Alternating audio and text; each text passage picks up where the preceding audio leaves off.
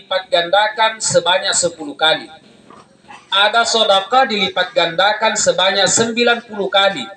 Ada sedekah dilipat gandakan sebanyak 100 kali. Dan ada sedekah dilipat gandakan sebanyak 900 kali pahalanya. Yang pertama ini tadi, sedekah yang pahalanya itu dilipat gandakan hanya 10 kali.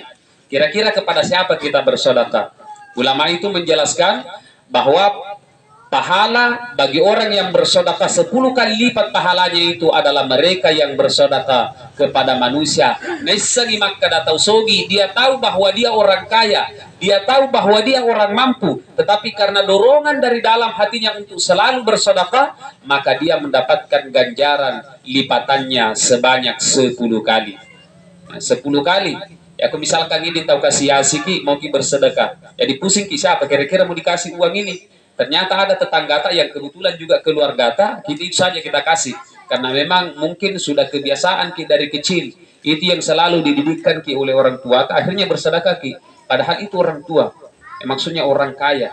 Berarti kita mendapatkan 10 kali ganjarannya di sisi Allah.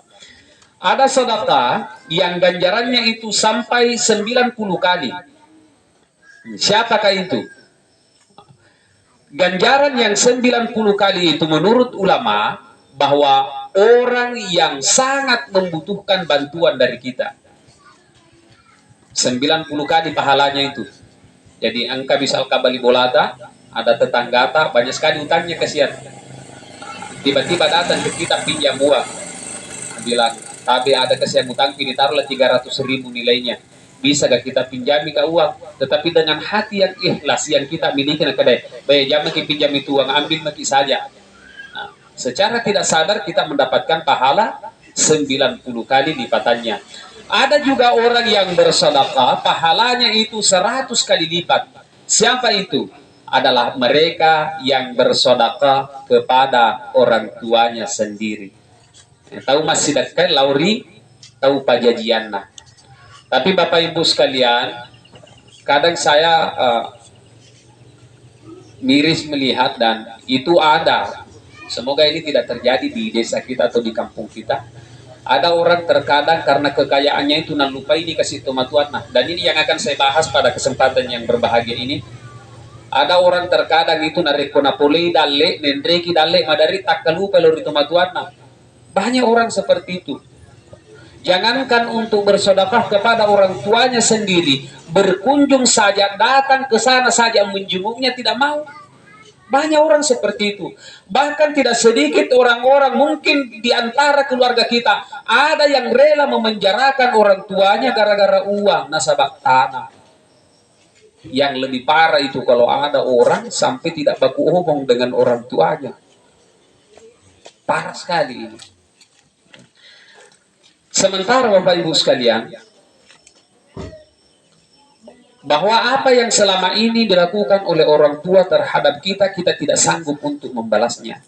Ada ulama yang menjelaskan bahwa satu orang ibu, saya ulangi ini, satu orang ibu mampu merawat 10 anak, sementara 10 orang anak belum tentu mampu merawat satu orang ibu. Saya ulangi ini sebagai ketegasan kepada kita semua, khususnya pada diri saya pribadi, bahwa satu orang ibu bisa merawat 10 orang anak, tetapi 10 orang anak tidak ada jaminan bisa merawat sendiri ibunya. Tidak ada jaminan. Coba kita perhatikan di sekeliling kita, dan mungkin kita merasakan hal itu. Dan ternyata doanya ibu-ibu itu, ibu kita itu mustajab, bisa menembus langit ke-7. Bahkan menurut para ulama berkata bahwa doanya ibu itu mampu mengalahkan doa-doa para wali. Jadi nareko angka hajat tak, ada kegiatan tak, ada yang kita inginkan, kita datang minta pamit kepada orang tua tak. Saya sedikit refleks Bapak Ibu sekalian. Waktu 2021 saya kembali ulangi. 2021 itu saya mau maju calon desa di Lagego. Saya jam 9 pagi karena penyetoran berkas sudah mau dimulai.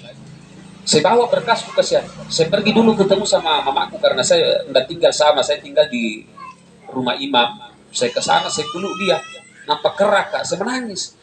Nah bilang, maka kamu teri, kenapa kau menangis? Nah bilang, Kak, Ma, saya mau pergi antar berkasku ini ke kantor desa. Doakan Kak saja supaya selamat Kak. Itu saja. Saya tidak pernah berdoa maka mak doakan Kak Barak Mendri Kak menjadi kepala desa. Kenapa Bapak Ibu sekalian? Karena memang saya tahu bahwa gejolak di lapangan itu luar biasa. Dan alhamdulillah satu-satunya kepala desa yang sering dulu lalang sampai jam 2 malam sendiri saya.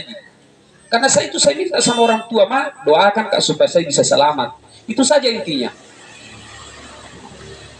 Bahkan satu hari sebelum pemilihan itu, malam saya masih ketemu dengan Pak Akbar, Pak Desa itu.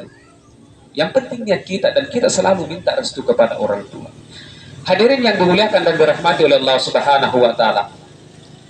Ada satu kisah yang terjadi di zaman Nabi Sulaiman alaihissalam ini tentang orang tua ini, bahwa ternyata orang tua itu doanya luar biasa. Ya kumakada itu matuata masuk lagi mesti masuk lagi, ya kumakada madeceki mesti madeceki. Tidak ada itu. Nabilangi ke orang tua masuk lagi jadi ke anak baik. Nabilangi ke orang tua anak baik jadi ke orang orang susah atau orang bermasalah. Ada satu kitab di dalam kitab Irsyadul Ibad ila Sabilir Rasyad. Di sana pernah satu ketika Nabi Sulaiman ini diperintah oleh Allah. Maka wahai Sulaiman, aku akan memerintahkan engkau pergi ke suatu tempat di mana itu tempatnya sangat jauh. Kebetulan tempat itu adalah di pinggir laut. Di sana nanti engkau akan menyaksikan peristiwa yang cukup luar biasa. Setelah itu diberangkatkanlah Nabi Sulaiman. Saya pendek saja ini kisah di dalam kitab Irsyadul Ibad.